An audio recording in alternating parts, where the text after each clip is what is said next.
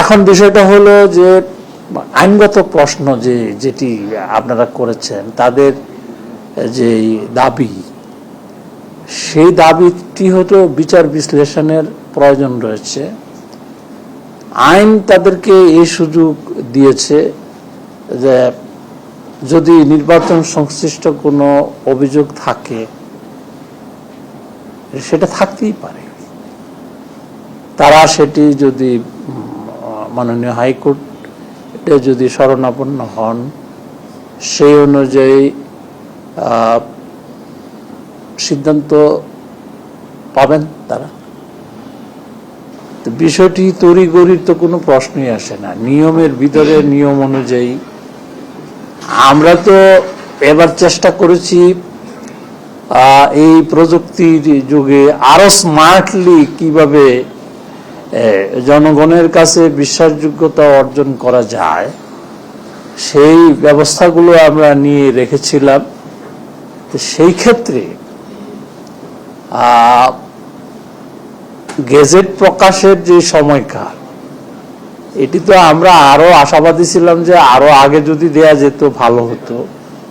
তা আমাদের টিম, আমাদের নির্বাচন সংশ্লিষ্ট যারা মাঠ পর্যায়ে কাজ করেছেন, তারা অত্যন্ত দক্ষতার সাথে এই ফলাফল তৈরির কাজটি করেছেন। এবং আমাদের এখানে নির্বাচন কমিশন সচিবালয়ে যারা সংশ্লিষ্ট ছিলেন, তারা রাত দিন পরিশ্রম করে এই গেজেটটি প্রস্তুত করার চেষ্টা করেছেন এবং এটি যথাসময়ে প্রকাশ হয়েছে। নির্বাচন কমিশন একটা জিনিস দেখেন যে ভোট কেন্দ্র ব্যবস্থাপনা, যেটি আপনারা সবকিছুই জানেন, সবকিছুই দেখেছেন, যে একটা ভোট কেন্দ্রে প্রত্যেক প্রিজাইডিং অফিসারকে তাকে দেহরক্ষী হিসাবে আমরা অস্ত্র সহ একজন আনসারকে নিয়োগ করেছি। আনসারের কাছে আপনার সুরক্ষা অ্যাপ ছিল, যখন যেখানে যে ঘটনাটি ঘটেছে সেটি যাতে তাৎক্ষণিকভাবে আমাদের আইন শৃঙ্খলা রক্ষা সেলে তথ্যটি আসে।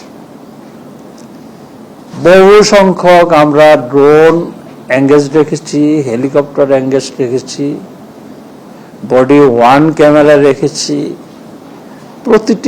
প্রায় প্রতিটি কেন্দ্রে সিসি ক্যামেরার ব্যবস্থা ছিল।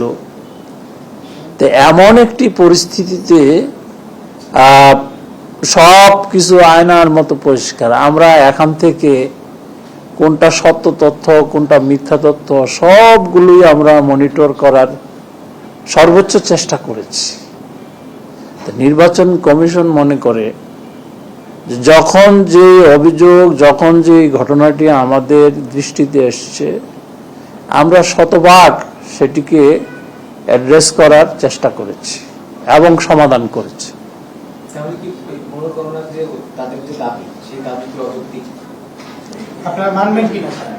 শেরপুরের নির্বাচন প্লাস আপনারা জানেন আরো একজন প্রার্থী দুটি আসনে নির্বাচন করেছেন।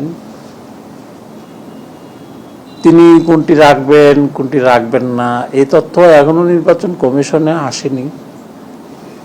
শেরপুরের নির্বাচনটাও আমাদের করতে হবে। কমিশন এখনো সে ব্যাপারে সিদ্ধান্ত নেয়নি। অচিরেই আপনারা কমিশন সিদ্ধান্ত নিলে জানতে পারবেন।